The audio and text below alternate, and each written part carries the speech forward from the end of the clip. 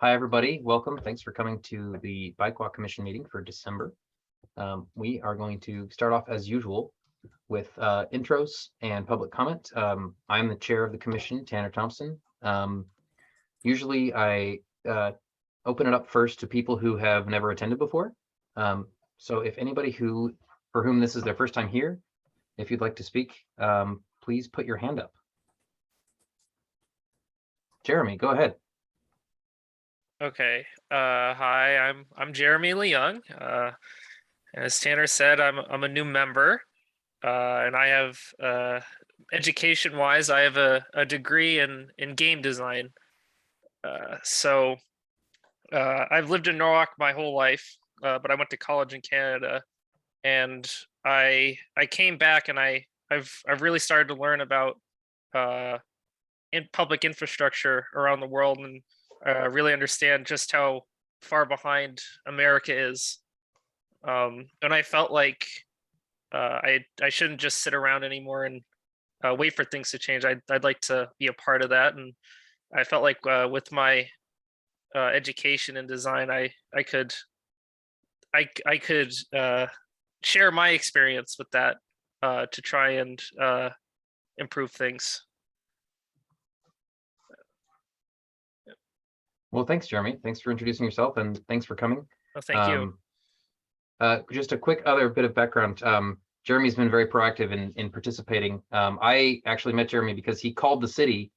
I think you called customer service or some city phone number, and they transferred you to TMP, and then TMP transferred him to me. So I met Jeremy a few weeks ago and brought him up to speed on what the commission does and what the city's working on, what TMP is working on, and other parts of the city as well. So Jeremy, we're very glad to have you here. If at any point there are references to projects that you're unfamiliar with or terms, especially like acronyms that you're not familiar with, feel free to put your hand up and we'll define those and give you a little bit of background. I definitely like to keep these meetings accessible for people that are new, people who haven't been doing this for years, because most people in the city fall into that category. So anybody else that would like to, I don't see anybody else who's here. Actually, that's not true. We have a couple non-panelists who are here for the first time. So I'll open it up to anybody else who's here for the first time who would like to introduce themselves or give public comment. Brad has his hand up. Oh, I know. I see Brad. Brad and I go way back. Brad's been here before, and I will absolutely let him give comment. I just want to give one more moment for anybody else who's been here before or hasn't been here before, if they want to give public comment. All right, seeing no hands, I will turn it over to Brad. Brad, welcome to the Bike Walk Commission. Okay, good. Can you hear me okay? Yes. Excellent. Thanks for giving me the opportunity to speak. With me somewhere, I believe, on the phone is Anthony Pavia. I think he's driving with his father. I've partnered up with Anthony Pavia, who recently started the City Hall Neighborhood Association. So I represent the Norwalk Green Association. For those of you who are not familiar with our organization, we basically span the area that's within 5 minutes walking distance around the green. So on the west end of the Norwalk Green Association, we sort of Venn diagram it with the Wall Street Neighborhood Association. And Anthony came to me, I don't know, midpoint last summer with some issues around East Avenue, on the center of East Avenue, down towards Lockwood and Buckingham, which is the neighborhood where he lives. And we worked together to start the City Hall Neighborhood Association. The reason why that's important is that now we have 3 neighborhood associations that basically cover the sector of Wall Street to the west, Norwalk Green Association sort of at the center between Route 1 and I'll call it the Chamber of Commerce down on Buckingham, and then with Anthony's group basically covering from the sort of southern half of the East Avenue corridor between the river and all the way over to George Street and Strawberry Hill and down to I-95. So our focus is, quite frankly, improving the quality of life for everybody that's in this part of Norwalk. And our focus, since we started the Norwalk Green Association in 2017, 2018, is improving walkability and pedestrian safety.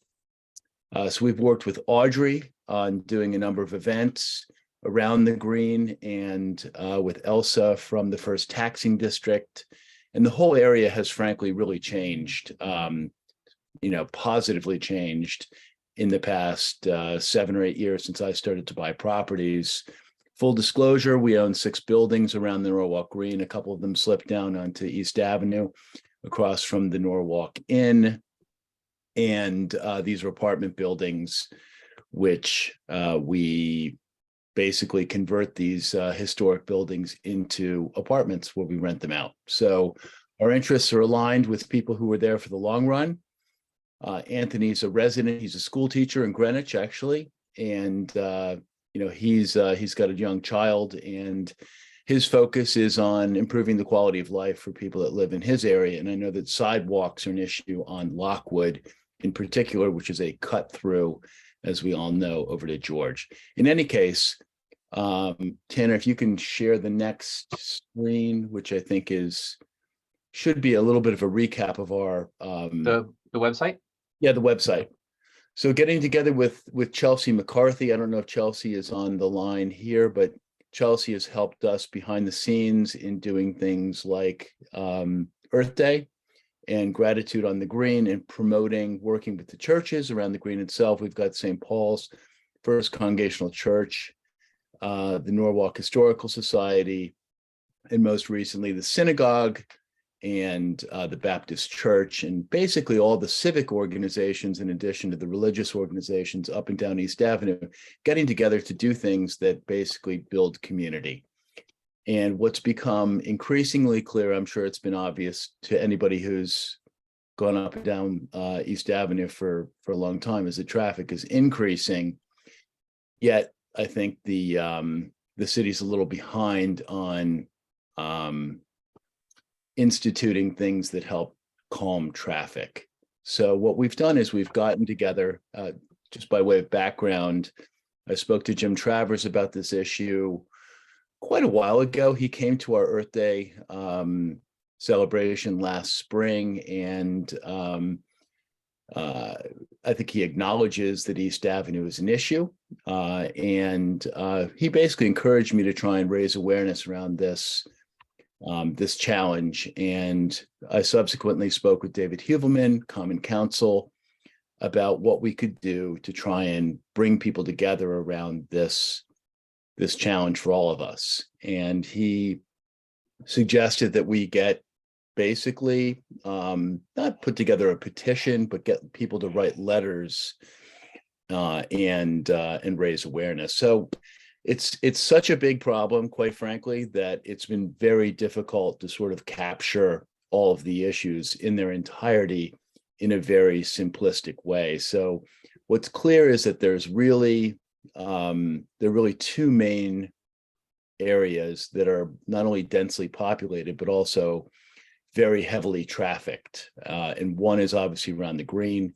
Since 2017 or 18, we've been trying to get a crosswalk in somewhere between St. Paul's and Morgan Avenue, or at least a second crosswalk.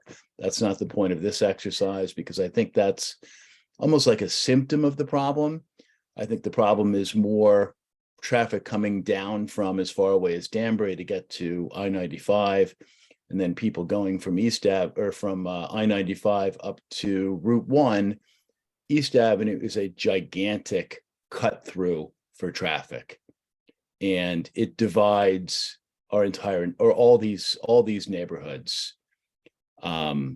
Separately, if you scroll down, Tanner, I think one of the things that really highlights this issue, and Maria Bryant keep going down towards the bottom. And I would encourage you to look at this website, and to the extent that we can still change things on it, if people have ideas around helping sort of further the cause, obviously we'll try and incorporate it. But in the bottom left-hand corner, Maria Bryant, who was the commissioner of the First Taxing District, which owns and manages the green, we came up with this slide together 3 or 4 years ago, which highlights the number of crosswalks on West Avenue relative to East Avenue. It's really pretty staggering. I think there are 13 crosswalks between, we'll call it the Lockwood Matthews Mansion and the post office or thereabouts on West Avenue. And there are 3 or 4 between I-95 and Route 1 on East Avenue, which is really, it is what it is. And, there are probably a whole bunch of different factors as to how we got here. It doesn't matter. What matters is that we want to work with the city to try and figure out ways to make it more pedestrian friendly, more safe, and just a better quality of life for everybody that lives along there. So that really kind of highlights the fundamental problem, which I think we all know that, increasing surveillance and enforcement by the police is just it's not a sustainable long-term option. We're never going to get speed bumps on East Avenue. We know that. We know that traffic lights are extraordinarily expensive. And it's sort of a wide open canvas for the thoughts here of all of you. And obviously the engineers are really the ones who are going to make the decisions about what could be done to improve this. But, we're set up for East Avenue to just become a gigantic traffic funnel for, traffic cut through traffic, going right through the center of historic Norwalk, right down to I-95, which is really kind of tragic. This used to be, I'll call it the high rent district, with some beautiful historic buildings back at the turn of the last century, and or maybe that was 2 centuries ago. And there's a synagogue, there are 4 churches, Chamber of Commerce, the Norwalk Inn. There's a lot of activity that goes, up and down East Avenue, but also to me, it screams for a connection to Wall Street. And there isn't anybody that's realistically ever going to walk from the Chamber of Commerce to Wall Street because they can't get across Wall Street. They're gonna drive. And as soon as they get in their cars, we've lost the battle. Even though if you look on Google Maps, it's a 6-minute walk from the Chamber of Commerce to Wall Street. So, of course, what we'd like to try and do is sort of latch on to all the investment that's going on in the Wall Street redevelopment, and with TMP and the city's efforts around improving walkability and safety. And I think what they've got planned there is fantastic, and it will only help. So it's about trying to bring the communities that are to the east of the Wall Street area to Wall Street. That's almost the icing on the cake here in terms of what we're talking about. So in any case, I don't want to take up any more time, Tanner and everyone else from the commission, but I just Brad, what's the call to action? Well, the call to action is to help raise awareness. We've got over 100 people who have actually written comments, signed up for our from our website, who have highlighted the issues that they see in terms of where they interact with East Avenue. So people that are around the green are obviously more focused on how to access the green, but East Avenue itself, what can be done, and then the area between, let's call it the Norwalk Inn and City Hall is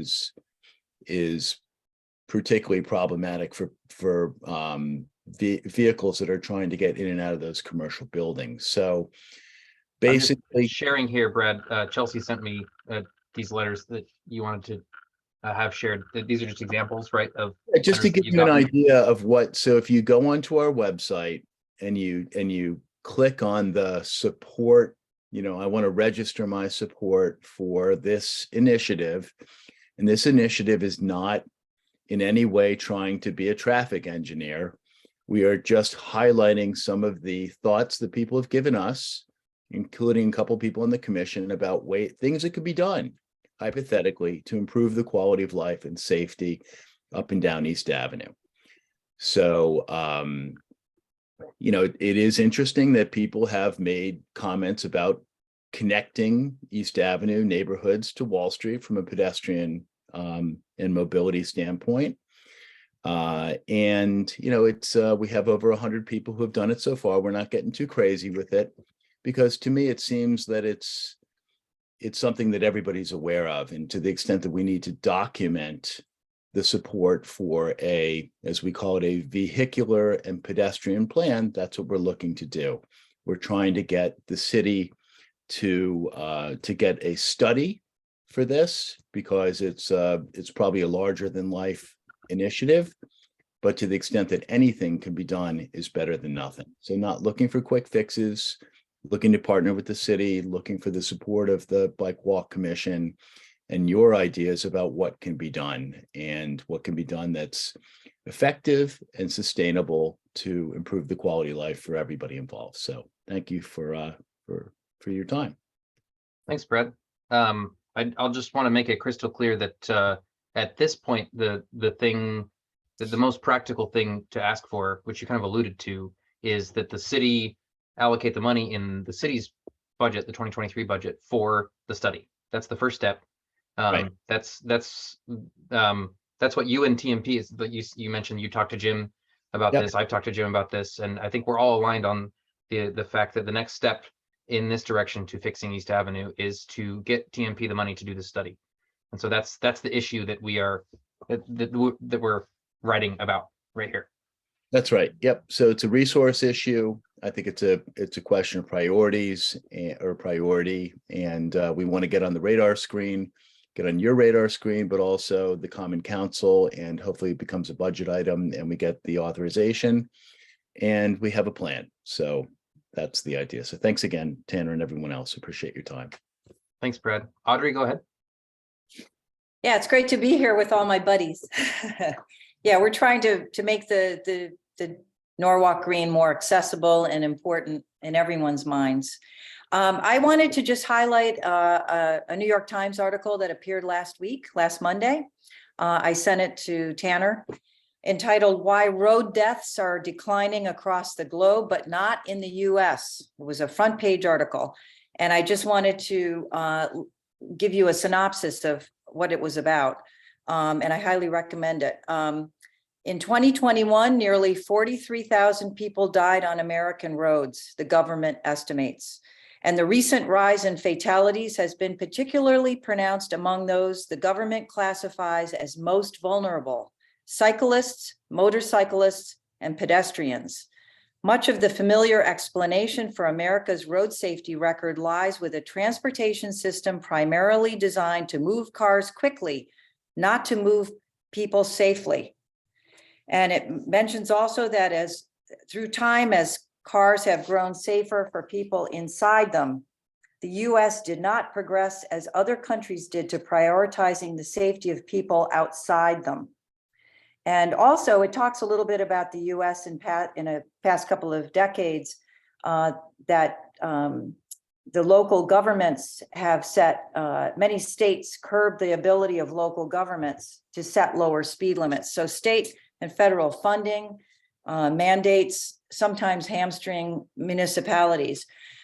So I don't know if you saw today's news in Stamford. There were two young people who were hit, two pedestrians crossing Washington Boulevard in downtown Stamford yesterday. One was a young man who was 24 and a young woman who was 25, and they were hit and killed by a 24-year-old motorist. So I'd hate for that to happen here. I just thought maybe we just take a couple moments of silence to honor two young people and the poor young man who hit them.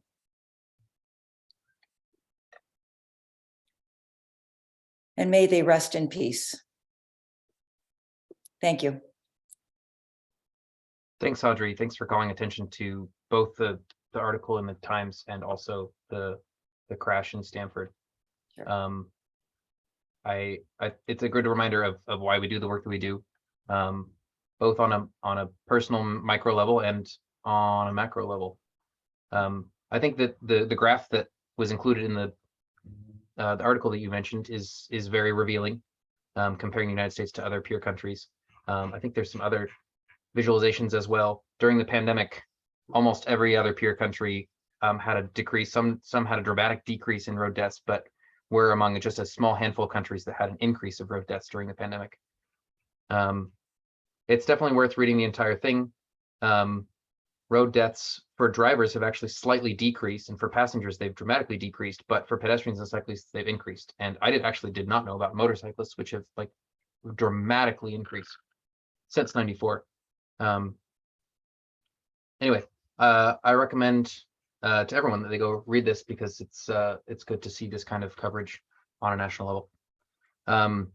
We do need to move on, but so everybody else who wants to provide public comment, I'll ask you to keep it brief, but I will make time for you. So go ahead, Mike.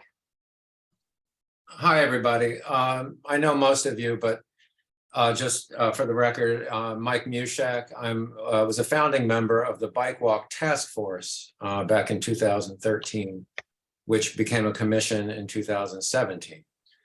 So I'm familiar with the subject matter. I'm a landscape architect. I own a business and live in South Norwalk. I wanted to speak to a couple things tonight, and I will try to keep it as brief as I can, but there's a history here, so I want to share that. I certainly support the study for East Avenue. I wasn't going to speak on that, but since Craig did a good job of introducing that, and I've seen the posters and et cetera. So I want to say that in 2011, I was interviewing with Fitzgerald and Halliday, who did the 2012 bike and pedestrian plan for the city of Norwalk. That's something I supported and got, pushed, advocated for a couple of years, and we got it. We had them look at East Avenue, and they, at the time, they were pretty sure that a road diet would not work because of the traffic volumes. And I certainly got them. We have a road diet plan for Martin Luther King beyond Low Street, south of Low Street, where there was another tragic accident the other day where someone died there. And we also, I think that someday we'll have a road diet up on Main Avenue when the intersection with the Merritt and Route 7 gets completed. It'll take half the traffic off that street. And a road diet would make a lot of sense. But on East Avenue, it's just a challenge. It's a regional route for points north, certainly Wilton, and it's a major artery. And the traffic volumes, if a road diet is going to be pushing it to one lane, you could have stacking that would immediately push people onto the side streets. And the last thing we want to do is make more of the neighborhood surrounding East Avenue more dangerous. So there are certainly, I would support any kind of traffic calming, and I support the plan, the study, to do that. I think that makes a lot of sense. I think the crosswalk at the green has to happen. And I think other crosswalks have to happen. West Avenue, to compare it, is not really fair because West Avenue is more of a city grid. And has multiple signaled intersections where crosswalks are safest. And East Avenue has longer blocks that it's not more of an urban grid. So it's harder to have them. But I support crosswalks where there are no signals, even though engineers don't like to do that. And I think raised crosswalks, as the plan mentions, are smart. And there's other traffic calming too. I think graphics are certainly something in every intersection, big graphics that can be creative. And maybe there are solutions, but I think the study will show whether or not the road diet works. But I'm in all support for East Avenue. I want to speak to Highland Avenue, which is being repaved and has been a point of discussion. It's on the agenda.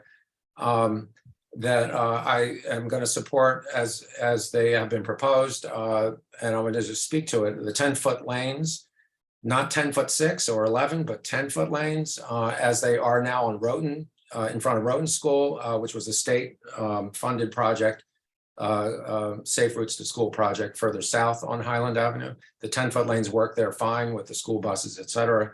And 10-foot lanes were just recently put in on Hunter Lane in front of the Ponus Ridge School. And they're terrific. They really slow people down. That whole Philo Street corridor, kudos to everybody who's been involved in it. But anyway, I got to move on. I want to speak to the Wall Street plan. I want to say I support it 100%. I was at the presentation last week at the library. It was awesome. I have been looking at Wall Street for 20 years because that's how long I've lived in Norwalk. And I really think the plan is smart. I like the idea of Burnell Avenue with the bike route and the bike lanes. I know West Avenue or Wall Street does not have the just the width for bike lanes through bike lanes, but I think that this is all has been accommodated really well in terms of the complete street solutions, the roundabout, the Festival Street on River. I was so excited. I mean, I walked out of that room and I was so happy to see all of these changes. Anyway, that's all I want to say. And I hope that was brief, but you have a lot of stuff to talk about. Thank you for the time. I really appreciate it. And thank you for everything you guys do. It's just awesome to see that this level of discussion on all these subjects. And I remember a time when we didn't have this commission and we didn't have the ear of the city. And it's been remarkable. Oh, I also want to just say, I forgot, the guys that work for me, they live in Stamford. They knew the two people who were killed. And one of them left a set of twins, and it's young, and that's even more tragic. So thank you, Audrey, for that moment of silence. I mean, that was really bad news. Anyway, it happens and it shouldn't happen. I agree with you. Thank you very much for your time. Well, thank you, Mike. If you catch wind of any sort of memorial service or anything to remember those two people that were hit and killed in Stamford, will you pass that on to me and I'll make sure that it gets disseminated? I will. Thank you. Thank you. Okay, we do have some agenda items that we'd like to get to at some point, but anybody else who has public comment is free to put their hand up. Phil, go ahead, Phil. Hey, Phil Kiai here. I'm a cyclist in town. I do agree with you about that Norwalk Green area. I actually avoid it at all costs. And actually, in my route that I do 3-4 times a week, I take Knight Street to avoid it. And it is sad because it is a really nice part of town, but it's very, very dangerous. So I would definitely concur with that. And maybe I'll help you guys out. I am in the first taxing district as well. I went down moving forward because I know I'm trying to get through everything here, Tanner. Went down Strawberry Hill yesterday on our bicycles and noticed that the bike lane's great. By the way, road is beautiful, but the bike lane ends right before the bridge. So it's like, and it is like a pinch point right there. If you're flying down that road and all of a sudden there's a car there, it's a tight lane. And your cars don't think that they can just keep going. Like we almost got hit. I was like, wow, the bike lane just ended. My girlfriend was like, well, make sure you bring this up tomorrow. And I said, okay, I will. So coming right down Strawberry Hill, keep going all the way to where the bridge is. Yep. No, up further. By 95, you're talking about the 95 bridge? Oh, the 95. yeah, bridge. the 95 bridge. Yep. And there's Because like a massive the same bump problem you're in the road. describing is also here, that the bike lane, I guess it turns on the Fitch, but if you want to keep going on Strawberry Hill, then it does not continue. But you're talking about up here. Yeah, right there. Yep. So Tanner, maybe Greg can update us on that later, because I know it's still, at least last time I went over, it's still under construction. I don't know if they've finished that Yeah. yet. Yeah, So- Greg, will you take a note to cover that during your section? Yeah, I mean, I don't really have, like Colin alluded to, it's still in construction. Phil, I would put a formal request into customer service as well, just to make sure we have a record of it. Because like I said, that is a DOT project and it's still under construction as of right now. So I don't know what the new layout's supposed to be like. But I would formally submit a customer service request so we can keep track of it. All right. Yeah, you come down that road at like 30+ miles an hour and really cranking out, and all of a sudden it ends. No, I get it. I just don't want to answer a question I don't know the answer to. Okay. So No, I appreciate it. That's all. I would submit to customer service and we can have it and we'll have it on file. And Greg, can you just clarify Appreciate for Phil, this, because there were bike facilities on that when it was, the project started? Because there was a bike lane on either side and Right. The state is required to put back what was there. Of course, yes, they are. They You are don't know required how to, to? but as far as seeing I haven't seen the final pavement marking plan to Yeah. what it's supposed to be like and where the, if there's hash marks or anything that's supposed to go in, I couldn't answer that question. So again, I would submit that into customer service and, I'll bring it up internally as well, but yeah, I can't provide an answer for you right now. Sounds good. No, appreciate it. Thanks, Greg, and thanks, Thank Phil. And For Phil's sake and for anybody else who is curious, the Customer Service Center is a department in City Hall. You can call them, you can email them. There's also a mobile app called Click and Request where you can essentially fill out a ticket and it goes to the same place.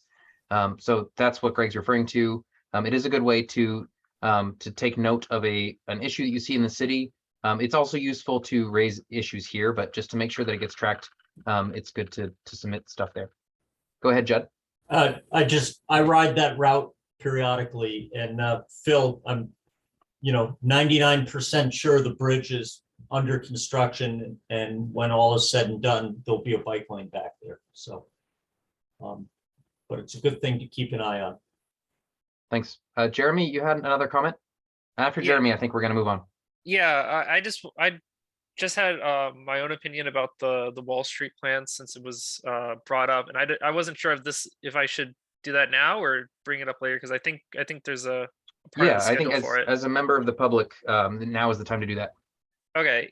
Yeah. So I wanted to agree with the opinions that were shared with Wall Street that it is a huge improvement in some regards. Like on River Street, I think the changes for it. That's huge. I'm really in love with that. But I have a huge problem with the roundabout that's being put in between Burnell and Main Street. And Tanner, I shared this with you.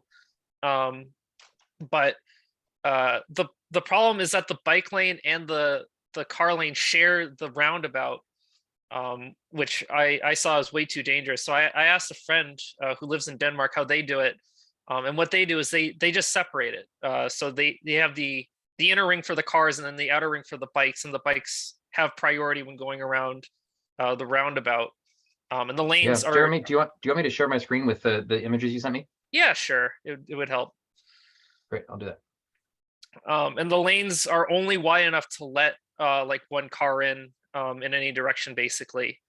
So it's very, very difficult for cars to move quickly around that the roundabout there. So yeah, this is just a labeled thing to show where I felt the problems were, because everything else about this I really like the bus pull-in lanes.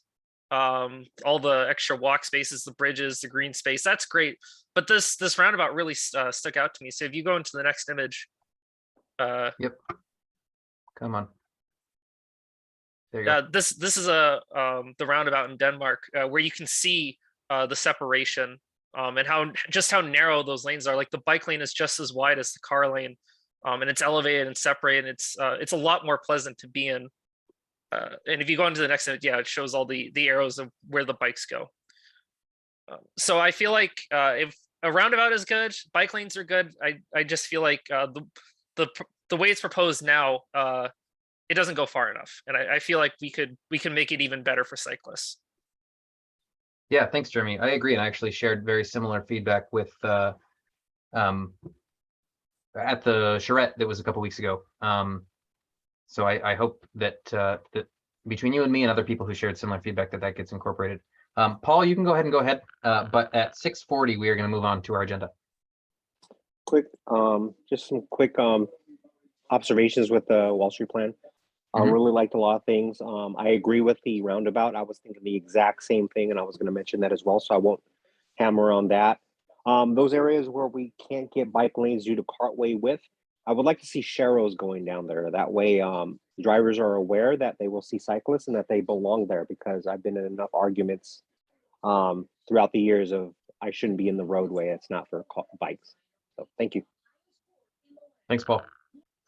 All right, we're gonna move on to our much hyped agenda. I have a laundry list of milestones, announcements, other news that I'm going to run through real quick. First of all, a couple projects that either hit milestones or were wrapped up here in Norwalk. There was the Wall Street public meeting, the charrette that I mentioned. Lots of people showed up. I want to congratulate TMP on a well-run event. There was lots of opportunities to see the designs and discuss them in detail with the people who had created them. There was lots and lots of feedback gathered from the public. I think over 100 people showed up. Perhaps that number is wildly off, but I would bet that it was at least 100 people. So congratulations on that. Highland Avenue also, I am actually not completely clear on exactly the state of Highland Avenue right now, but I know that lots of crosswalks have gone in. There was a press conference that I missed because I was out of town, but Brian showed up to that. Thank you, Brian, for representing our group at the press conference. And Greg, actually, do you want to give a quick, or do you want to cover that during your section about Highland Ave? No, we could do it right now. So all Yeah. the sidewalks have been completed. The raised crosswalk is in. The RFBs at the between Lennox and Soundview have been installed as well. And the pavement, the raised crosswalk pavement markings are going in. They put the arrows in before the press conference, and the actual crosswalk itself will be going in soon as well. So there's just some punch list items, odds and ends that need to be completed, but very minor items that won't affect any pedestrian access at all. So for the most part, it's 95% it's done. So it's just some few odds and ends that need to be tied up. No, we're very happy, and the contractor did a great job and finished ahead of schedule as well, and under budget, which was great to see as well. Even better. Yeah, very, very much so. So we're very happy, and it's been 3 years in the making, so it was pretty good to get that in, within 3 years. So we're very happy with it, and now look to expand further for the next group of sidewalk projects. Yeah, I just wanted to lift that up and celebrate that as a job well done. So thanks to TMP. I also want to point out for people who are unfamiliar, Greg referred to an RRFB. That's a rectangular rapid flashing beacon, which is one of these things. We have them in around a dozen, maybe 24 places around the city. So that's a term to know if you're going to attend our meetings. The next update is on the NRVT. Some of you may have been on the email thread from Jim Carter from the NRVT. The long-awaited paving of the missing link, which I will highlight where that is real quick, has finally commenced. I'm not sure that it's done yet. I haven't actually been over there to check, but apparently the paving in fact started, which has been months and months and months in the waiting. This is between here and here. So from Union Park up to essentially where the Wendy's is along the river here. Oh, we got multiple hands. Go ahead, Brian. It's great. That's all. That was the only thing I wanted to say. It is paved. It is in fact paved. It's paved from Union Park. I went under the 7 connector. There was some construction in the new parking lot, so I didn't get to ride the whole thing. Like right at Castelli Marble, there's a parking lot specifically for the NRVT. Yeah, and there was a big crew in there, so I rode along the street. It's paved. Oh, I can't say all the way to the end because they're going to put a bridge. Yeah, right here. There's a bridge boardwalk. or a That's boardwalk. not there yet, but it's paved. There was one set of like dirty tire tracks on it. I was like the second bike that ever rode over it. Gorgeous. Cool. Thanks for the field report. Ben, go ahead. So nice. Yeah, I also rode it over the weekend, kind of by accident. And yeah, it looks awesome. They got an operational signal down Right by here? yep, that's working, which is cool to see. Cool. Yeah, it looks like the only thing that's missing is just the bridge. They had a big piece of equipment like right in the middle of the trail to block people from dead ending themselves, and I was like, oh, I'm just gonna go around this, and then realized why they had it there. But yeah, I had a big dumb grin on my face the entire time I was riding it because it was really exciting to see. I've been riding it, like in the dirt for the last couple of months, but yeah, I also did the spur on behind 40 Cross Street. I think that's what Carly is going to talk about. It's not paved yet, but it's great. Carly, go ahead. Yep, so the paving is done for the missing link. I'm sure they're still fixing stuff. I didn't work on that directly, but 40 Cross, that piece right there, they have it all dug out and they're supposed to be paving next week before the plants close. So hopefully that will be done as well. And then in the spring, it'll just be the landscaping and hopefully they can get the fence in now, but that I'm not sure, that may wait till the spring as well along the water. But there'll be those two connections will now complete the loop at the top of connecting the NRVT and the Harper Loop Trail. Sweet. Thank you very much, Carly, for all your work on that and for your report. As far as events along with that, there's going to be a ribbon cutting sometime in March, which is going to be a little bit lower key, more like just a press conference. And then there will be like a big event that we're going to invite the whole public to sometime in the spring, April, May, June. Further details to come on that, but we're going to be involved in that, so stay tuned. Other upcoming events, I'm going to steal a little bit of Greg's thunder here, because the first one is the Transportation Master Plan Open House, which is tomorrow, and it's on my calendar, but it's in the evening. It's either at like 5 or 5:30, and it's at City Hall. It is in fact at 6. It's at 6 at the community room at City Hall, 6 to 8. It's an open house. There's a presentation at 7 p.m. This isn't as much of a public input session as it is. Oh, my whole calendar is right there. Oops. Well, surprise, there's my calendar. Yeah, so the Transportation Master Plan will be, the draft will be presented. This is the result of a bunch of public input that TMP and the consultant, I think it's VHB, has been collecting for the last year, at least year plus, I think, year and a half or 2 years. So I'll be there. I hope that to see some of you there as well, just to hear the details about the 10-year Transportation Master Plan. The next event after that is a week from today. There's the Seaview Avenue Complete Streets public meeting. So this is more of a public input session that TMP is conducting, or maybe the consultant's conducting, or the combination of the two, to collect input from the public on what we want Seaview Avenue to look like. The goal from the beginning is to make it a complete street, but the actual design, what it's going to look like, is going to be largely determined by the process that still remains. And part of that process is the public input, and that starts a week from today at this public input session. That one is at the Walkbridge office space, which is on Marshall Street, and it starts at 5. It's 5 to 7. So that's in Sono, kind of right across from the aquarium and across from the parking garage there. I would also encourage you all to go to that and to speak up about walking and biking, especially, and any other elements that you would like to see in Seaview Ave. And for those who need a little bit of context, Seaview Avenue is this one that goes in front of Vets Park, starting here by what's this called? Liberty Square, going in front of the park, and then all the way around to Mr. Frosty's, not Norm's, that area of East Norwalk. There's lots of parts of this have been brought up in previous Bike Walk Commission meetings, most particularly the fact that the shoulder bike lane right here just abruptly ends and becomes a parking lot, as does the sidewalk right here. That's been an area of concern for a long time. So I would encourage you all to attend that and to speak up in favor of solving problems like that. And Tanner, if I could just add a couple more things to that Sure. as well. So one other thing, the parking will be validated at the Maritime Garage, which is right next door. So it's right at the corner of North Water and Marshall Street. So it's the Walkbridge Welcome Center. It's right on the corner there. So your parking will be validated at the garage. And then, or if you bring your bike, there's a nice Shark bike rack right here. There you go. You can walk your Even bike up better. to. Even better. And then similar, this is an open house, so you don't have to be there right at 5 o'clock. You can come anytime. We'll have multiple stations. You can provide your input, so come anytime.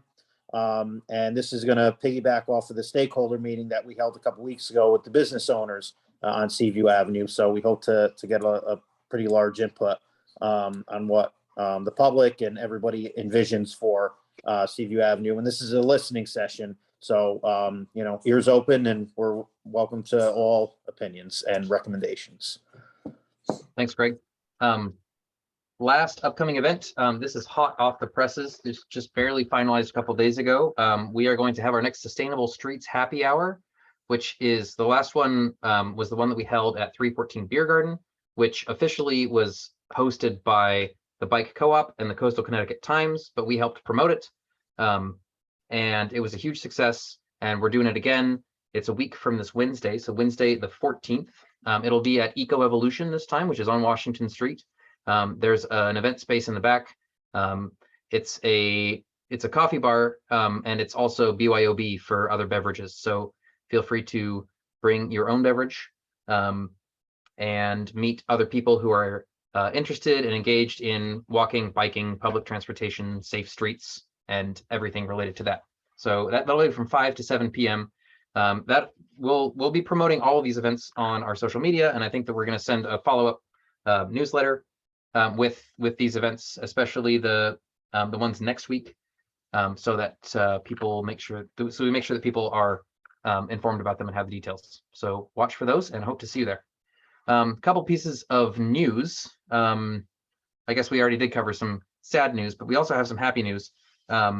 The fare-free bus program, or the statewide elimination of the fares on buses, has been extended. It was going to end at the end of November. The state legislators extended it to the end of March. So we have 4 more months of free buses. So go ride the bus because it's free. And the other one is that there's progress being made on the regional. Ben, you ever got a question about the bus? Yeah, I was wondering if there's any like will for it to be extended even further. Yeah, I think that there are discussions going on at the state level about like, why don't we just do this permanently? Yeah. I'm not perfectly plugged into those. I know that they exist, but I don't know what the state of them is. Yeah, I was thinking it'd be cool to send some letters to our legislators to maybe support that. I suppose that's a bit out of the commission's formal scope, but yes, as individuals, I think maybe we could do something very like that. reasonably related to biking and walking. Yeah, Anybody sure. who steps off a bus is a pedestrian. True. Would you like to take an action item to actually do some research into that, and then at the next meeting, do you want to talk about what the state of the statewide conversation on that looks like? Yeah, absolutely. Cool, thanks. Jeremy, go ahead. Yeah, I have a question about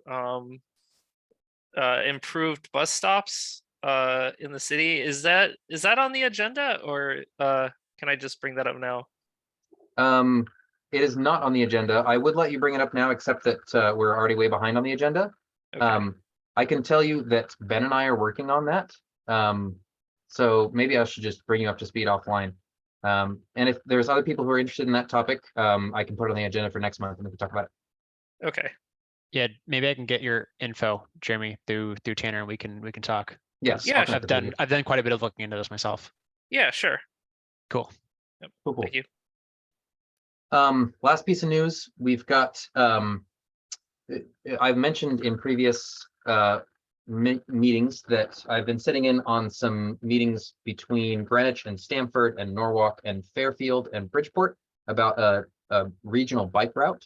That ball is rolling. The Board of Selectmen in Greenwich just voted to approve a grant application to essentially purchase signage for what's going to start as a Greenwich Stamford bike route. And the long-term vision is for it to grow to include all the coastal cities up to Bridgeport and potentially further. But every city between those two, except for Darien, currently has some representation in these regular meetings. And our long-term or our medium-term goal is to get a bike route with dedicated, like painted bike lanes all the way from the state line with New York through to Bridgeport. And then the longer term goal would be to have more protected bike lanes. So that conversation is ongoing, but I thought I'd share that milestone that Greenwich is like officially on board. So that's cool. So without further ado, just checking in on time. We've got 37 minutes left in our meeting. We've got, I wanted to get the commission's collective, like to kind of align on the commission's collective opinion about the Wall Street project so that we can provide any formal feedback if we want. I wanted to give Greg a chance to update us on 3 other things from TMP, or maybe more than 3. I also wanted to discuss the 2023 commission strategy. I think that between those first 2 things, we're probably not going to get to that. And then we got to vote on the minutes, which is not officially on the agenda, but Jed reminded me that I forgot that when I put out the agenda. So I'm going to go out of order here just a little bit and talk about commission strategy, because I've made some thoughts here, but we won't spend 30 minutes on it by any means. So I've been chatting with a lot of people, including a lot of you, about like what exactly we want to focus on as the Bike Walk Commission. I think we do a great job of like in our meetings providing a place for TMP to come give updates on the projects that they do, to ask questions about them. I think we do a good job of inviting the public and giving the public a place to give comment and to get engaged. We've started to kind of coming out of the pandemic, we've started to hold some events, which have been successful. But in other ways, with like none of those things is kind of the result of any sort of targeted strategy. I guess what I'm really trying to say is we haven't done a good job of defining what we don't do. And if we try and do everything, I think that we're going to dilute our efforts. So I would like to align as a commission on like what are the things that we're going to focus on, and ideally that they'd be like just a handful of things so that we can really focus our efforts. It might even be worth having another meeting to focus purely on that. It doesn't necessarily have to be this month, but I thought this month is a good time to do it because we've got the new year coming. But we could also probably just as well do it in our January meeting. Yeah, Tanner, just really Go quick, ahead, in the past, that's been a special meeting that we've done for Oh, it has. strategy and visioning sessions. Good to know. And I think if I remember right, in the past, it's been on a slightly different calendar. It's been aligned with the budget calendar, right? So our strategic plan covered like July through June. Is that right? Yeah, I think it was aligned. Yep, aligned with the budget calendar. Okay. So that's an option.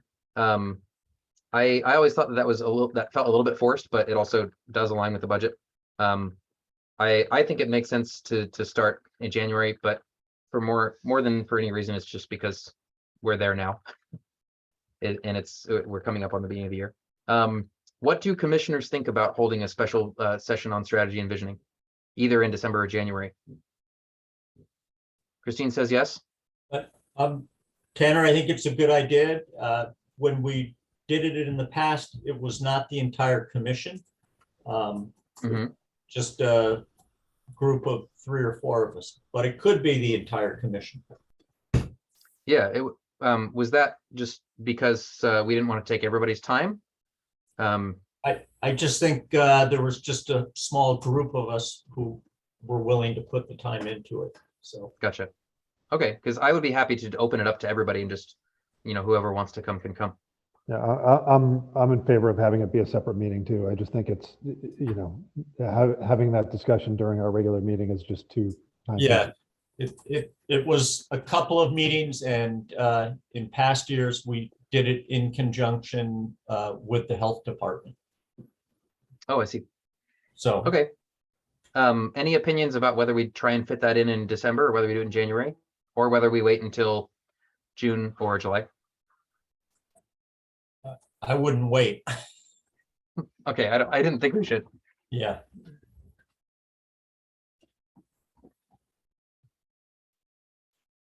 I mean, personally, I would rather do it earlier, but I also recognize that December is like full of stuff. I have almost every single day in December until I leave to go see my parents.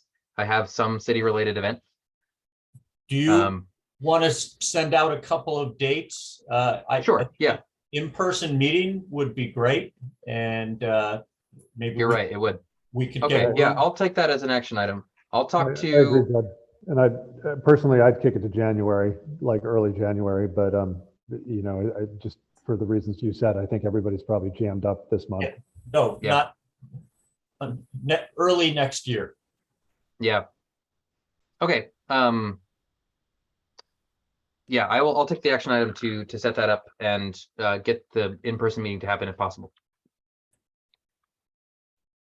Hey, Tanner, can we, if you're gonna move on, can I ask that we go out of order again and give Greg till 5 after to give us a fast update? Yeah, that sounds good to me. I think 5 after is aspirational, but we'll shoot for it. I can run So- through this quick. It's up to you guys how many questions you're gonna ask, so. Okay, Yeah, how about this? How about we let Greg give all of his updates and then we'll save questions to the end. That way, we can at least shoot for Greg to be done at the 5-minute mark. I think that's more reasonable. fine with me. Okay, go ahead, Greg. All right. So, as of Friday, we, the city, and Transportation Mobility and Parking, we formally, applied for NACTO membership, which is the National Association of City Transportation Officials.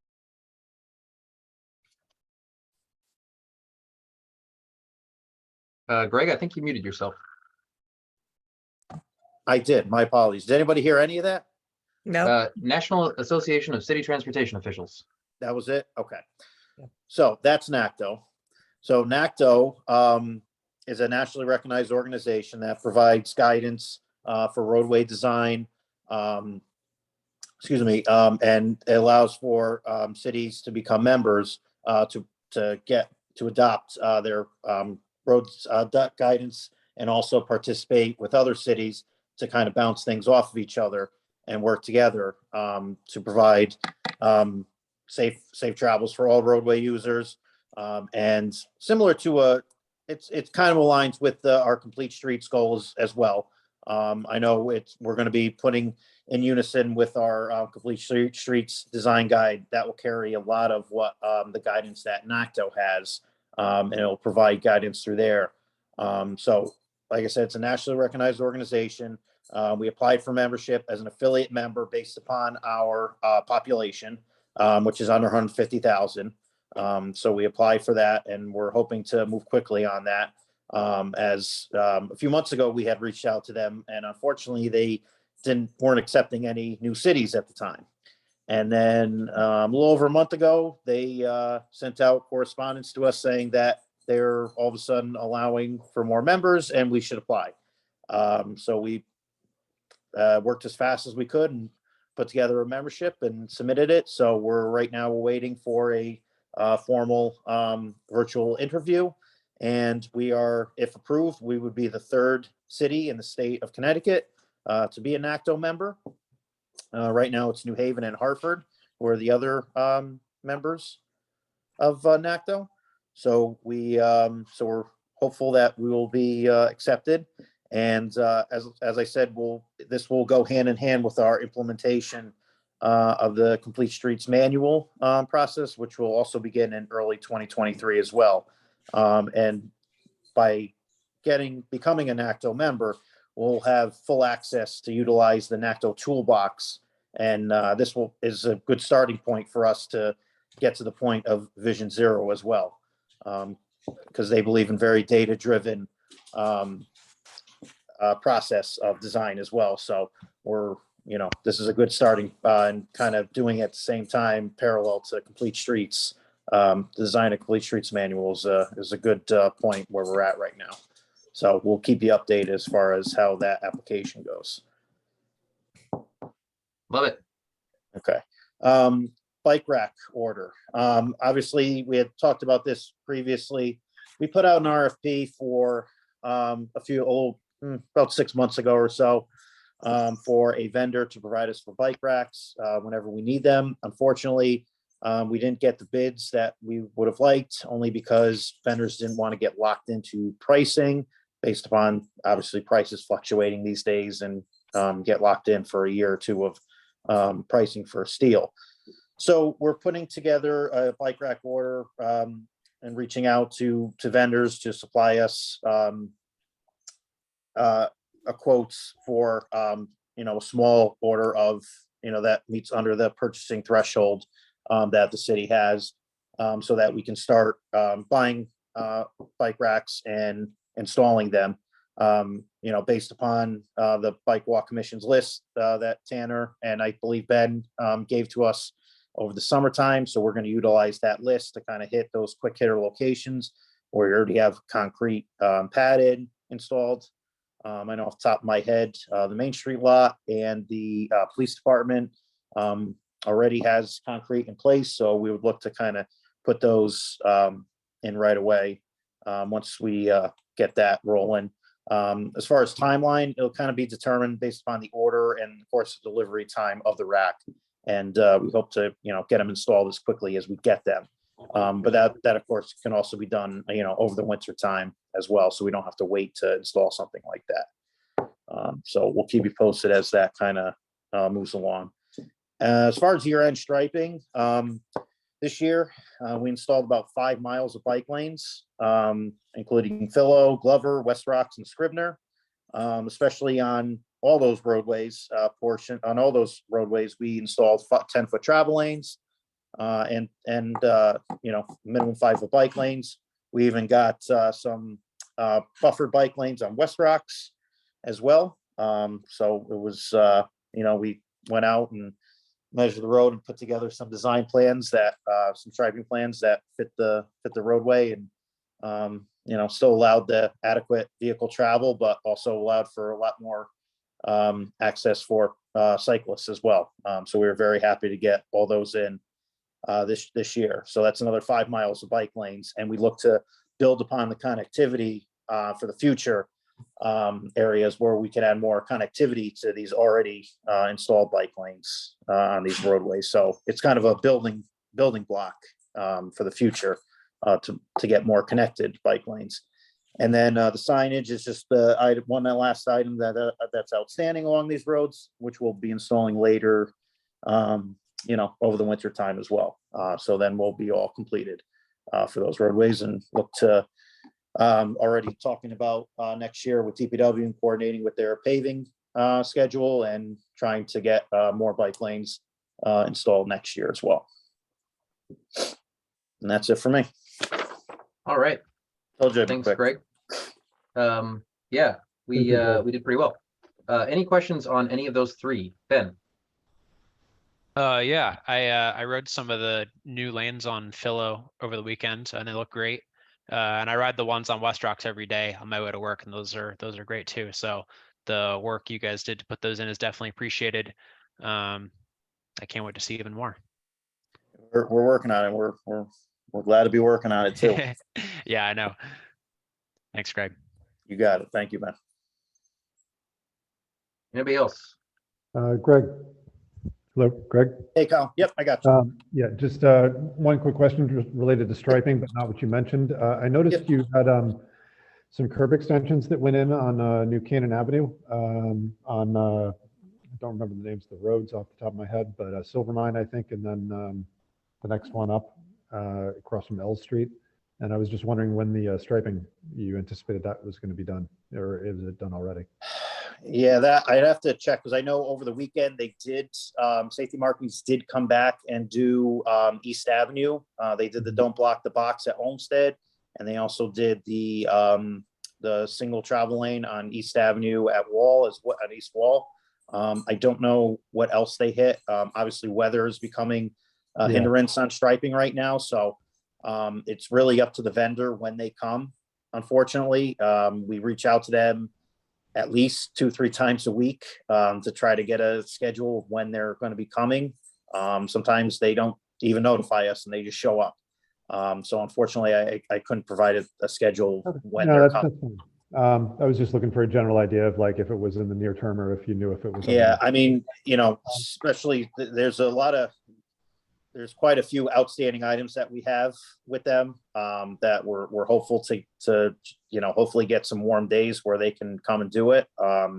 So I couldn't provide you a schedule of when we hope sooner rather than later. That's all I'll say. Okay, thank you. Got it. Just for the other commissioners that, if you're not aware, it was something I noticed like a month or two ago, is they, on New Canaan Avenue, I think they've normalized some of the intersections, which means making them hit it a little bit more 90 degrees, and they've brought the curb radiuses in slightly, and it really makes that area a lot more safe for pedestrians and reduces the sweeping turns that were available to vehicles to just whip around those corners at higher speeds. So I think, whatever they did to amend the plan that was in place for those renovations is really commendable. And I think that's a good thing to see for all of us. Thanks, Phil. Christine, go ahead. Thanks, Greg. This is just related to, I noticed it's not a striping, but maybe it is on Main Street by Cumberland Farms. There's like that wide lane now on the right side. Do you know what I'm talking about? No, where can, So like from it's Main, got you. I guess it's Main Street, right? So it's Okay. right from Cumberland Farms, there's a new white stripe and it looks like a new for parking. But it's a little scary because the intersection near the Dunkin' Donuts and past that, people can go into that lane. Like if there's a car in front of you and someone tries to get around the car into that wide lane, if there was a cyclist or somebody in that lane. So it's a little deceiving. I don't know. It's a Okay. brand new You're line. talking, Christine, on the south side here, Yeah. like in front of crossing- Dairy King, for example. Yeah, so heading towards the beach. Is that the south or the east? The beach. Heading towards the beach. Yeah, from At- Cumberland Farms. At Union. At Oh, Main and Union. But even Yeah. before that, there's a whole lane. It's almost a huge like lane now. okay. Yeah, I think it's a parking lane, is it not? Yeah, Correct? I think it's a parking Yeah, lane. it's a And it parking didn't- lane It and didn't exist before, but if you're driving towards the beach and you're up further and somebody's in front of you and there's no cars parked, it's easy for a car to try to get around to get Oops. through the intersection. Am I being clear? Right. No, I understand what you're saying. And I know, and DOT paved that road and they put together their striping plan for that specific roadway. Yeah, keep going down there. Thank you. It's very, very dangerous. And, Well, you I know, think Street View probably won't have the stripe. I think probably what Yeah, happened they- is that there just wasn't a stripe before, and now there is. Now Like there is, yes, previously, it was used for parking, and now it's still used for parking. The difference is that the stripe is there. Is that right? correct. yeah, keep Yes. going, keep going down. Yep, keep going. Oh, I guess, yeah, here, the stripe is there on, Yeah, see, if Okay, somebody's cute. behind that car right there and they want to get around and they can't see. But I don't know. That would have been a great opportunity for a bike lane right there instead of parking, but well, there's a lot of people who would argue that the parking is more important than the bike lane. I wouldn't argue that. I know. Okay, thank you. That was just it was just a little scary little situation that this car right here, this brown car, if they want to get around and no one's in that lane and there's a cyclist or somebody in there, they're not going to be able to see that cyclist. Well, I think that the cyclist would probably be, I mean, this is used enough for parking that if you tried to use this also as a bike lane, you'd have to be weaving in and out a Yeah, bunch no, anyway. right. Going down, it's not used as much by Cumberland Farms. It's not used as much. There's not. Farther much down this way. Yeah, Yeah. and that bears out in the Street View. Thank you for listening. Jeremy. And then Yeah. after Jeremy, we'll move on to Wall Street. Yeah, I just wanted to say that like everything Christine was talking about, I couldn't agree more with that.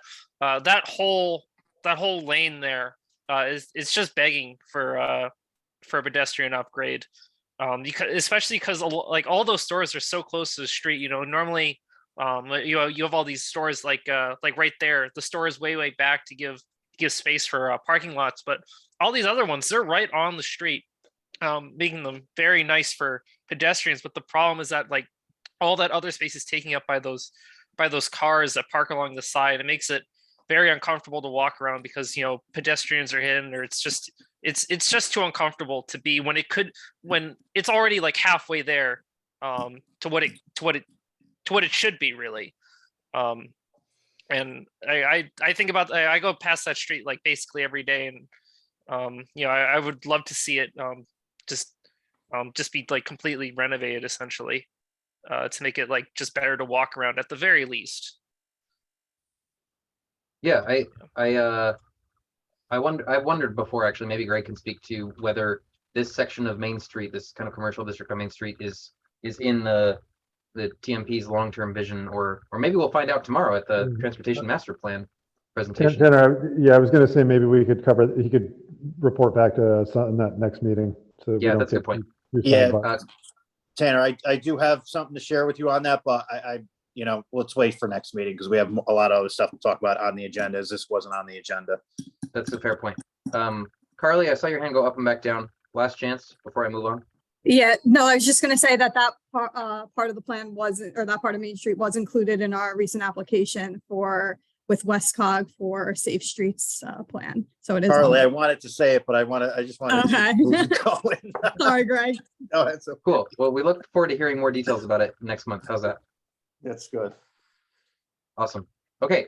So without further ado, back to Wall Street. So like I said, some members of the commission have expressed feedback. Obviously, Jeremy had some good feedback that resonated with me, and other members of the public have given me feedback as well.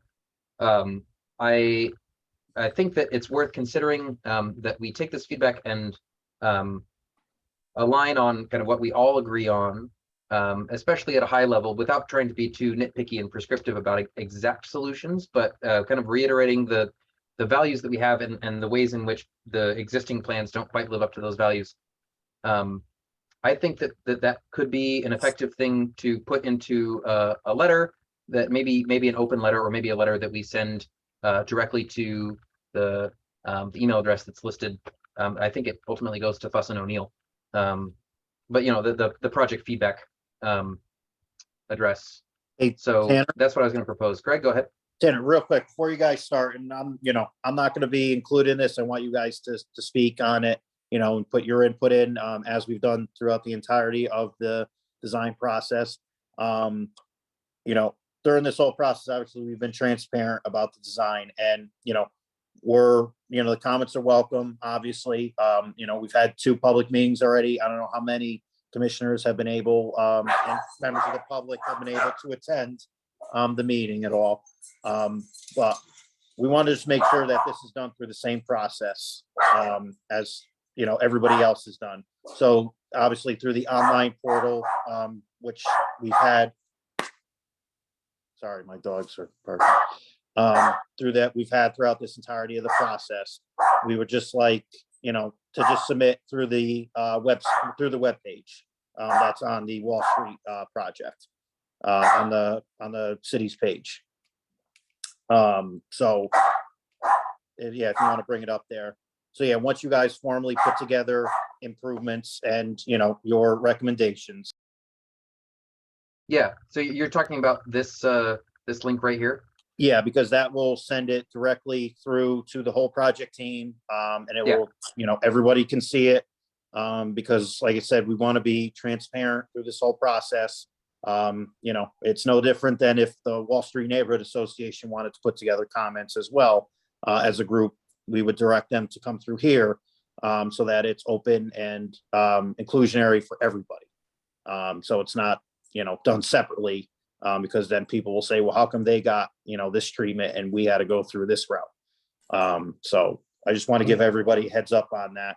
And then one thing I just want to throw out there to everybody, just remember for these comments, you're the Bike Walk Commission as well. Take into account walking and biking. Just a little, piece of advice as well, okay? Thank you, Greg. Don't just pay attention to just biking. Thank you, Greg. You got it. I'm glad you mentioned that. So, Did like you have I something said, I'm else, Judge? staying out of it. You guys put together your, your aligned comments and, and submit them as you want. Yeah.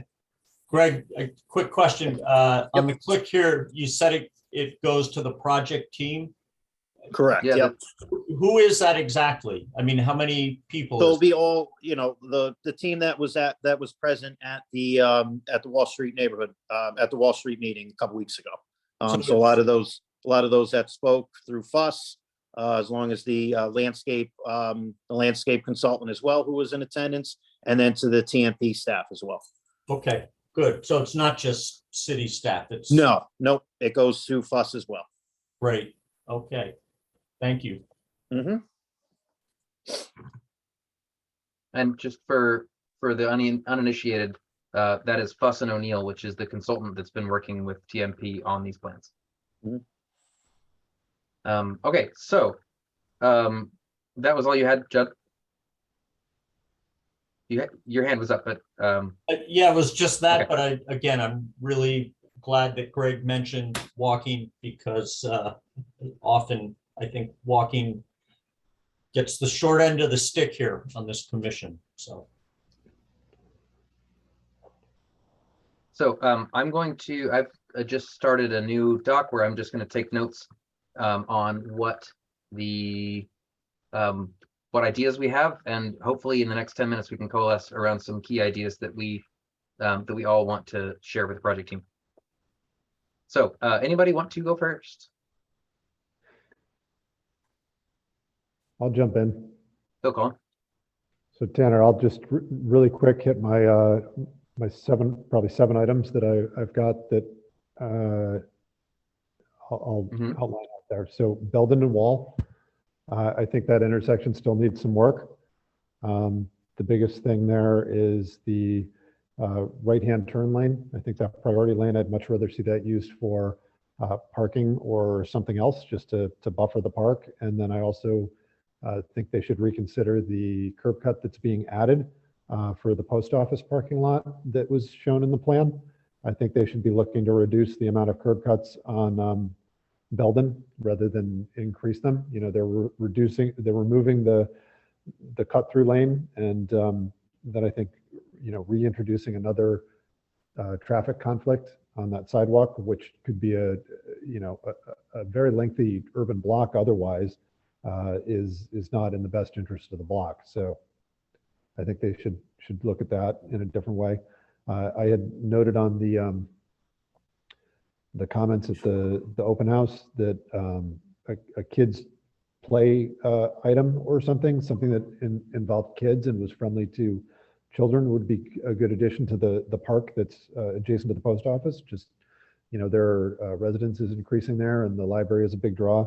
There's not really anything for kids to do in that area. So having something that they can engage with, or just that's a little bit more whimsical and fun. It doesn't have to be a playground, but just something that's more kid engaging. You know, if anyone's been to Pearl Street in Boulder, which is a pedestrian street, the middle just has, you know, rocks set in sand or crushed rock. I can't remember exactly what it is, and that's just a very informal kind of art thing, or something that people and children could engage with and just make use of. So that something like that could be a big benefit to the plan.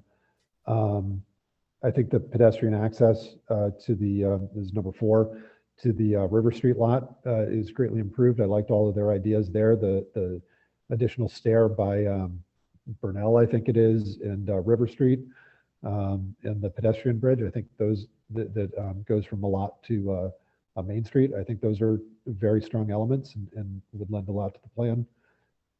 River Street, I think, is great. I think that concept of that being a festival street, and if anyone went to the Miracle on Wall Street this past week, that was a good example of how that space would be used. There was a much larger turnout than I thought there would be. It was a really cool experience.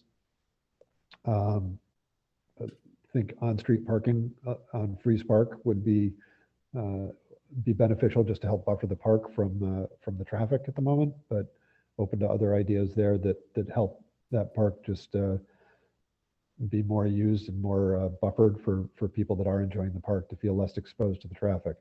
Same thing, on-street parking. I think there was like a lot of removal. I don't know if that's necessarily a good thing for the neighborhood. I'd just like them to look a little harder at that. And the same thing for the parking at Wall and Main. No, sorry, Adam Park, Wall and Main. So there's this little, I can't remember the name of it, but there's a little park where the city recently replaced the traffic light next to, it was like a brick building as you're headed up towards Mill Hill. Right on the other side of that river bridge, there's a little spot on the right. It's got a name on the maps, but it's currently, you can't Hmm. access I think it. it's Klondike. Klondike, yeah, Yes, that's it. I just found it. So I think buildings, as part of this plan, adding some sort of an overlook in that area, cleaning that up would be, a really nice little spot to just have people be able to, view down the river or just, step out for Wall Street for a minute and, cyclists can pull over and off there. And it just gives another pocket for neighborhood activity to take place when there are things going on. So I think, that would be nice to make sure that that's included in the plan. So those are my items. Thanks, Colin. Anybody else want to add to that? Judd. I just want to say I would like to see the parking along Fries Park, even at the expense of the bike lane there. I think I understand there's the pedestrian bridge over to the Mechanic Street lot. And I think that's a great fun addition, but having the parking right along Fries Park, I think is important for public access. And, there's music events there in the warm weather. It might allow food trucks to park there. And if at that intersection of Main and Wall, there's a dedicated right turn lane.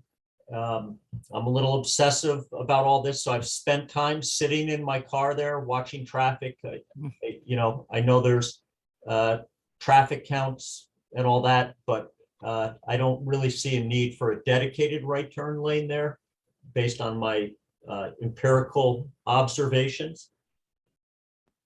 If you go over to Mill Hill, right now we have a bike lane on the uphill and no bike lane on the downhill. Greg, I just can't tell from the maps that are online or the I think plans. that's outside the scope of the project area. And not to be pedantic here, but I think that's the reason it's not included. Okay, it shows up on the plans that are downloadable. So I Oh, it does. that's a separate project. That was my Yeah, understanding. that portion's a separate project, Judd. Going up towards East Avenue at Yeah. this wall, that's separate. Okay, Yeah, but we will look to have a bi-directional bike lanes. So it connects to that. is that the plan to have bi-directional there on the hill? Well, you're talking from East Avenue, I'm saying. Yeah, just East Avenue. I mean, I know, down to the bottom of the hill, I think, Yeah. For me personally, as someone who bikes a fair amount, if I had to only have one, I would want it on the uphill side. Of course, yeah, for a climbing bike lane, of course. Yep. And Sherry, Judd, was that it? yeah, One more. last thing, I agree with Colin on the intersection of Wall and West Avenue or Wall and Burnell. It would be great to see one less turn lane there. Gotcha. Yep. Got that. Okay. We got two more hands. We're running out of time, but I want to make sure that everyone who wants to have their opinion represented is represented. So Sherry and then Christine.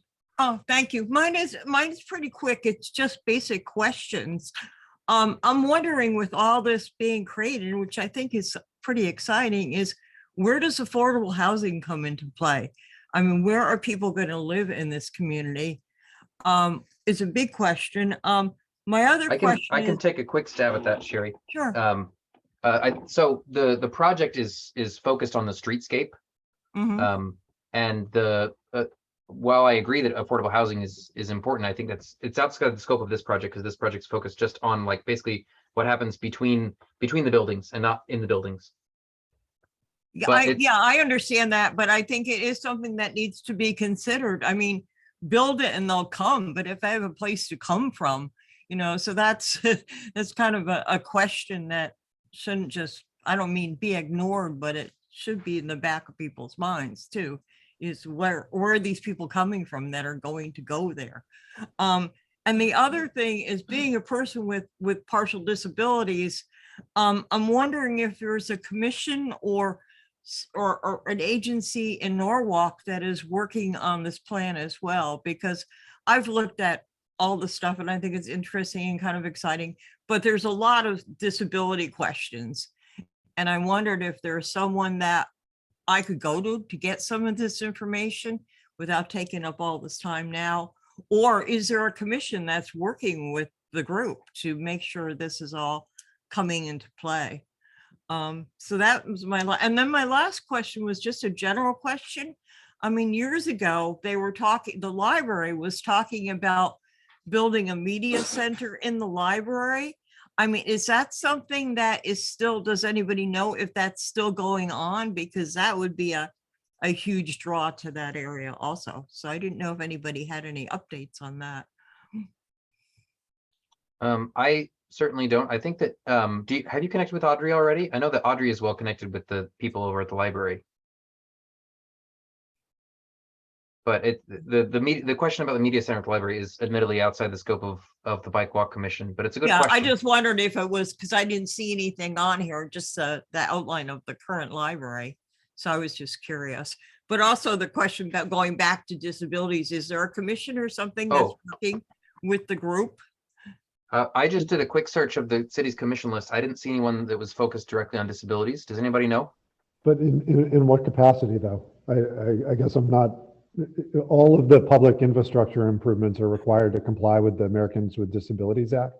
So, you know, all of the designers are going to be reviewing it for, you know, accessible crosswalks and all of the accessible features there and the clearances. But so I guess what's your...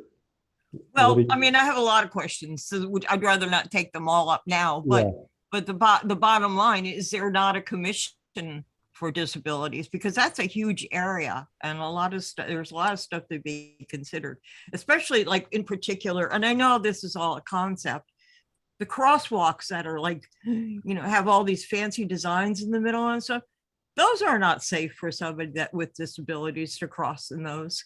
I mean, it's just not a safety factor, you know, so that's one of the things that needs to be considered. I mean, we want to be able to cross streets safely. We're not looking for an amusement park, you know, so that's just a comment. Yeah, it's a good point. And actually it's a point that I've heard raised previously. Just quickly to address that point. The state of Connecticut recently held a training in the city of Norwalk, and it was well attended by everybody who works for TMP, where they brought in specialists from the Federal Highway Administration about pedestrian safety. This was 3 weeks ago. No, it was before the last meeting, maybe 5 weeks ago. And I attended, and the question of decorative crosswalks came up, and the first response from the people teaching the session was like, yes, they are decorative, and perhaps even they do catch people's attention and make drivers slow down, but they also like don't do anything for disabled people. Yeah. And that was like their number one concern about them. So it is like, it's known that this is a drawback. I don't know. I don't remember off the top of my head what the plans are with the. Go ahead, Colin. Sorry. Yeah. No, I was just going to say, but how does that compare it as a regular crosswalk? Because what does a regular crosswalk do for? A regular crosswalk is just a crosswalk. You've got a lane and you're walking in between it. If you've got something that looks like a piano crossing the street, that throws off, with somebody with a cane or a walker, that throws off their perspective. And it's really hard to get around things like that. I mean, you've got something with polka dots or something. We just want to cross the street. You know. So having something that's more uniform and more more expected or reliable is more helpful in this case. Exactly. Yeah. Gotcha. Yeah. In the meantime, I think the idea is great, you know, putting this all together, but it does need some work. Thank you. Christine, go ahead. Yeah, just quickly, is River Street where the buses go? The buses line up on Burnell. Burnell. Is it possible that it could be considered to have some sort of a bike lane there? Because that's a cut through to get to the Norwalk River Valley Trail. I cut through there. And I mean, I find it exciting, you know, to kind of go through the bus area, but not everybody feels that way when they're on a bicycle. So it's really wide. And there's enough room for it on the left Yeah. side. Christine, have you taken a look at the concepts? Yeah, In I think it's on particular, the did. plan, Is right? it in there? I can't really, I, to be honest with you, I had a hard time kind of figuring this out. I'm not used to looking at plans like this. Is it in Gotcha. there? Yeah, I'll pull it up really quick, but through the Okay. bus area, there are dedicated bike lanes up on the level of the sidewalk. Oh, terrific. Thank you. Awesome. So Yeah. And Cool. they're also, Glad that they're addresses also that. suggesting two-way traffic on Burnell. Awesome. Yes, That's great. that's And true. Colin, I loved your ideas. And Sherry, thank you for being here. You're a good voice here. Ben, go ahead. Yeah, just to keep going with the buses for a second. I had a hard time getting a straight answer on what the bus stop configuration would be after the redesign. It looked like they were kind of like stretched out, like some of them were in the current area and then some of them were like kind of out on the bridge. I Yes. think the current I suppose it's not really a sawtooth design, but how the buses all pull in diagonal is Mhm. really effective and makes for like the easiest, quickest possible transfers, which is great. And it'd be a bit of a shame if it got stretched out over the entire length of Burnell and forced people to walk all up and down the street to connect to their next bus. So yeah, I couldn't quite get an answer on what the like vision was for that. But I think the configuration today is the most effective. Yeah, if I remember, it's not on this plan, but if I remember correctly, the plan involves spreading the buses out across the 2 blocks of Burnell as opposed to just the one where they currently line up. My concern here, and I hope that when designing that new concept, that the transit district was included in that visioning, so that they could make the call about, whether that was going to diminish the experience, or make it harder for people to transfer buses. I think that you have a good point. But I would imagine that the transit district is probably one most qualified to make the call about like how much that impacts their operations. So if we were going to include this in the letter, I would say probably that we should say we just want to make sure that the transit district is included in the plans. For sure, yeah. Like And from a I planning didn't point of see view. anyone from NTD at the event the other day. And I hope they're being included in the whole process. Those are just my personal thoughts.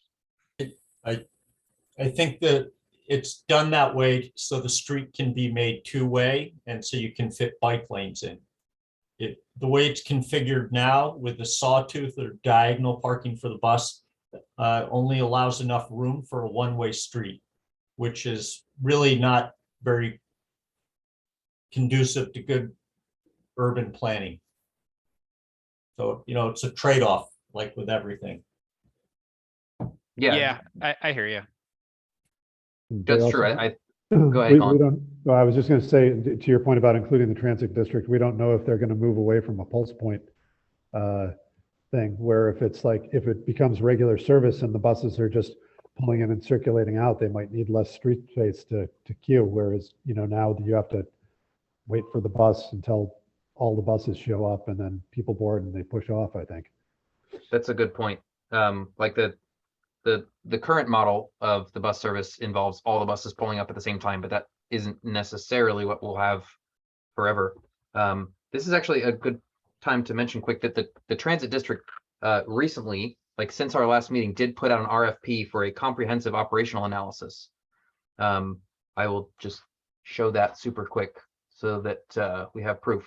But yeah, by March of 2023, they're planning on awarding a contract to a consultant to essentially analyze all of their bus routes and the operations and suggest improvements, which could include up to a complete redesign of the network. So that not only is that like potentially possible in the abstract future, like it could happen soon. What Colin's describing. So I think that's a good point to make. I think Judd is correct that basically the trade-off is you either have all the buses line up right next to each other, or you have a 2-way street with bike lanes, and I don't think it works to get both. So with that in mind, I would say that I think the feedback that's worth surfacing is just to make sure that NTD was included in the discussions. What do you think, Ben? Yeah, it seems reasonable. I hope that they are, given that this project is gonna possibly completely reconfigure their hub. Yeah. So I hope they're well informed. So in the interest of wrapping this meeting up, I want to condense this down into just a couple high level points that we can make, kind of more statements of values than of specific solutions. I think that will probably go over better. So we had a couple different times was mentioned that a turn lane could be something that isn't a turn lane. So I think that at a higher level, the value that we're talking about is that there's that space that's used for turn lanes could be used for other things.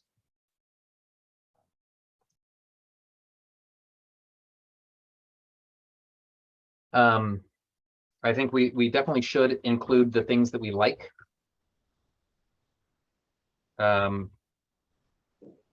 Generally, I think just to reinforce the things that we do like, I think that overall there's more space for pedestrians than there was previously, which is a plus. Would people agree?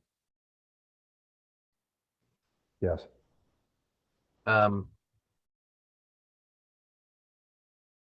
So let's see, multiple people mentioned buffering Freeze Park from traffic. Oh, Phil's got his hand up. Go ahead, Phil. I was gonna, so like the library is obviously a main hub in this. And looking at Wall Street doesn't have, it's like partial bike lanes. Am I seeing that right with the green? If you're coming from like Mott Ave, which I think is fantastic how they've gotten rid of that shoulder right there, that right of way on the right. It's coming. Yeah. It's coming. It's a big file. Yeah, okay. So corner of Mott Ave, West Ave, and Wall Street. I think that's fantastic. That's gone. That's a very dangerous spot right there. Because the cars would come across from Mott Ave, and they'd also think they have the right of way, from West Ave, and all that stopping those cars from colliding is a solid white line in the middle of the road. So that's a fantastic spot. I'm sure that was a high accident area for not only pedestrians, but also for vehicles. Yeah, it's down a little bit right there. Oh, sorry, it's super laggy. I know, it's the same on my computer too. Oh, sorry. Okay. Yeah, okay, we're there. Yep. So yeah, the bottom ones go down a little bit. That bottom one right there. Now coming off Mott Ave. So if the plan is that we have that bike lane going up the hill towards Mill Hill all the way at the other end here, and I know it's another project, but Wall Street, like you got tons of little shops there. You have there's a great coffee spot I go to all the time.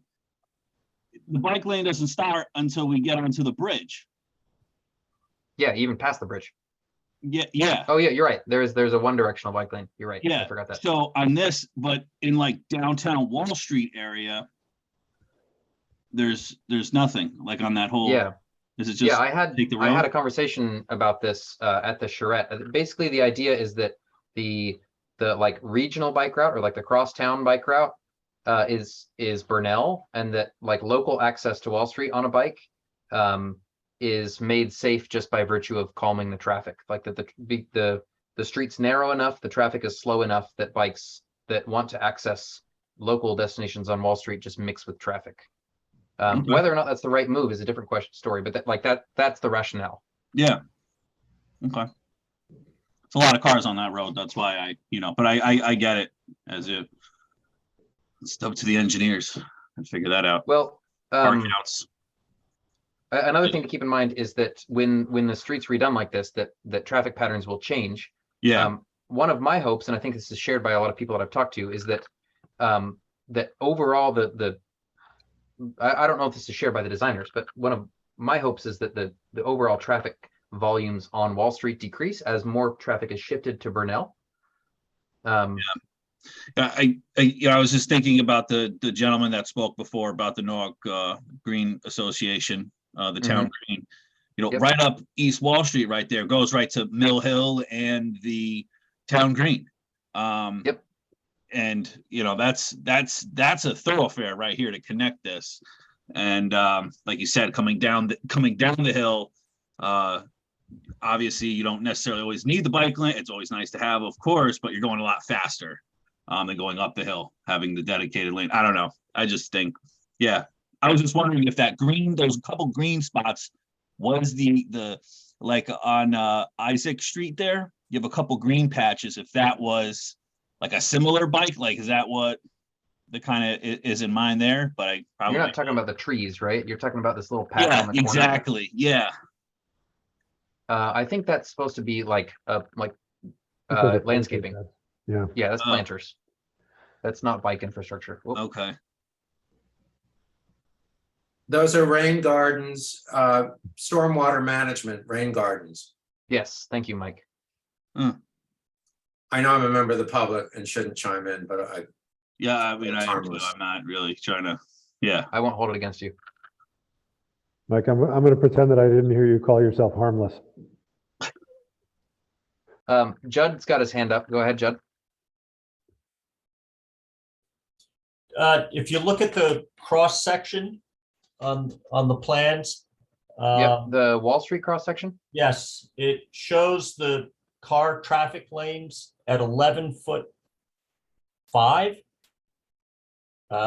Oh yes, yeah. Other people have brought this up to me as well. I was told at the community event that we had 10-foot lanes, and I would prefer personally like to see 10-foot lanes.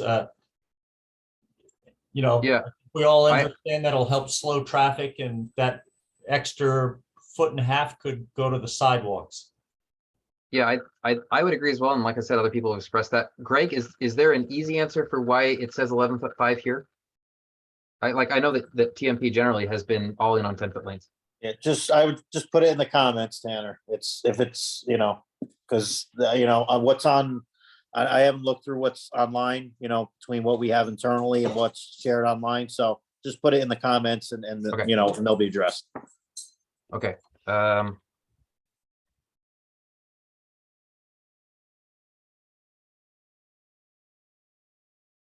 Jeremy, go ahead. Yeah, I had a question about the material that the road is made out of, because in the concepts they're just normal roadway, but would it be possible to do something like bricks? Because where I lived in Oakville, Canada for college, their downtown area,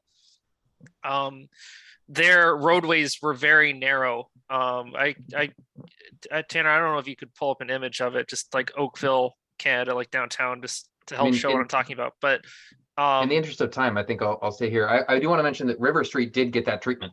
I don't know if it's exactly brick, but it's going to be a different material than asphalt. Yeah, just something that isn't road, because that will just signal to drivers that like this isn't a normal road, and they'll just naturally be more cautious. And pedestrians, if they see something like, I don't know, like cobblestone, for example, that just communicates better that this place is meant more for them than for cars. And I think it would just make the place a lot more comfortable. Hey, Tanner, for the aspect Greg. of time as well, I would also, if anybody has any additional comments you want to provide, especially members of the public who are not on the commission, there's still opportunity for you to also provide input, to what you would like to see as well on the Wall Street website. So that ends at the end of the year this year. So you still have another month. So it doesn't all have to be included on the Bike Commission's formal submittal either. You can also still participate and provide your input online on the website, on the project website. Yeah, that's a great point and a good reminder, Greg. So yeah, at this point, in the interest of wrapping up, I think we should pick the maybe 2 or 3 or 4 of these that the entire commission agrees are worth saying as a commission. And then all the other points people should make individually. You should make the points that are most important to you, or as many as you want as an individual, to the same email address, like Greg mentioned, the one that's on the project page right here. Oh, you know what, Greg? This is feedback that you might want to take back. The link on this page, the mail to link, if you see, it's very small. I don't even know if it shows up on Zoom. But the mail to link here is a different set of email addresses than on the other page. This is the project design status page, and it's got a list of 4 different individuals. But if you go to the main project page, no, it's taking forever to load. The public engagement page at the very end, the link that has the same text actually links to a different email address. It links to wallstreetnorwalk@fno.com. I don't know if that, it seems like that was not intentional. Maybe it was, but if it wasn't, then maybe that needs to be aligned. Yeah, either way, it still goes to the project team, no matter which email, because that's to Fuss's email as well. So that goes Gotcha. directly to that. Okay. So I think that we should keep what we like. I think we all agree on these things that we like. I think we heard most about that one. So we also heard multiple people mention this one. One thing that's not written down, but we did hear from multiple people, was the continuous protected bike route through the entire area, specifically the roundabout.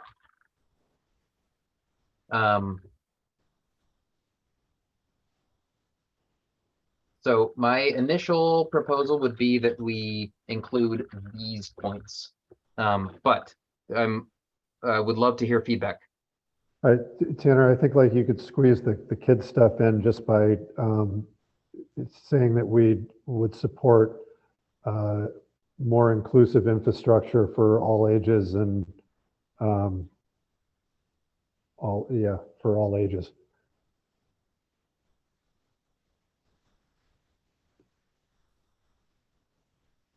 Any other feedback about what we want to say as a commission? Like I would like to vote on this, and I'd love for it to be unanimous. I think you could send the whole list. It's not that big. I mean, it's 1, 2, 3, 4, 5, 6, 7, 8, 9, 10, 11, 12.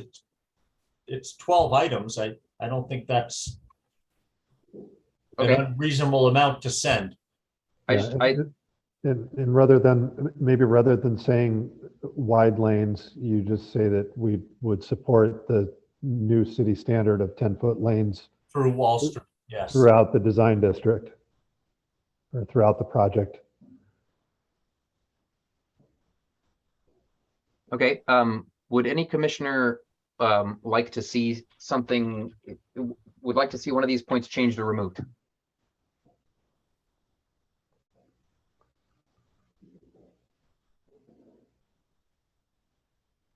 I guess I wanted to amend this to say protected. Yeah, I think maybe you, no, never mind. Oh, sorry, but I think we should send the whole list, and I'd love Jeremy's idea if we could put that on there about the type of road. Is that okay? I can say that it came from one of us, but Jeremy, that's a great idea. Bricks or different material. Here, the first thing I'll do is I'll say River Street is great, especially the material.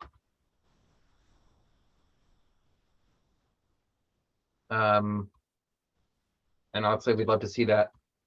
So we would love to see additional use of varied paving materials. Yeah.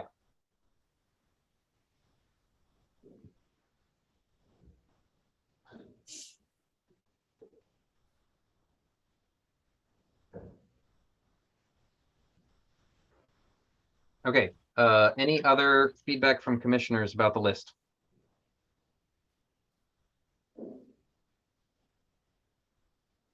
Cool. Then I will entertain a motion to have someone, I'm happy to do it, but I'm also happy to entertain a motion to have somebody else take this list, turn it into a letter that comes from the commission that we can submit to the project email, as Greg said. Judd? I'll Colin and I will do it together. No, okay. Do you want to say exactly what you're moving to do? Make a motion. Yes, Oh, Colin. we're looking for a motion. I thought you were asking for someone to submit it, so. Oh, to draft it, right? Okay, I'll make a motion that we submit this letter to the official Wall Street design team. And that you and Colin will draft it? And Colin and I will draft it. Colin, are you seconding? Yeah, I'll second that. Okay, I'll entertain a vote. All in favor? Aye. Great. Thanks for the support, Sherry. But we've got five of the 5 commissioners that are here.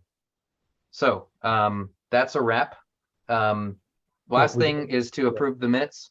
Oh, Colin, did you say something? No, that was it. I was just going to say we had to, I thought you were going to close it. And Nope, we got to do the minutes. I have not sadly gotten to the minutes this month. Judd, though, you mentioned that you'd read the minutes, right? Would you like to move to approve them? I'll make a motion to approve the minutes from last month's meeting. Do I have a second? I'll second that. Thanks, Colin. All in favor? Aye. All right. Thanks, everybody. It's unanimous. Any last, if I'll entertain either anything urgent or a motion to close the meeting. I'll make a motion to adjourn. Thanks, Colin. Second. Okay, thanks, Judd. All in favor? Great. Thanks, everybody, for coming. Thanks for the lively discussion. Sorry we went over, but we will do our best in future meetings as usual. See you all on what? Email this to us. Yes, I will send it to you. Our next meeting is January 9th. Because the January 2nd is too close to New Year's Day. So we're going to do the 9th. Okay. So we'll see you on January 9th. Thank you. Have a good night. Thanks, everybody. Thanks, Thank Delete. you, everyone. Have good good night. holidays. You're welcome.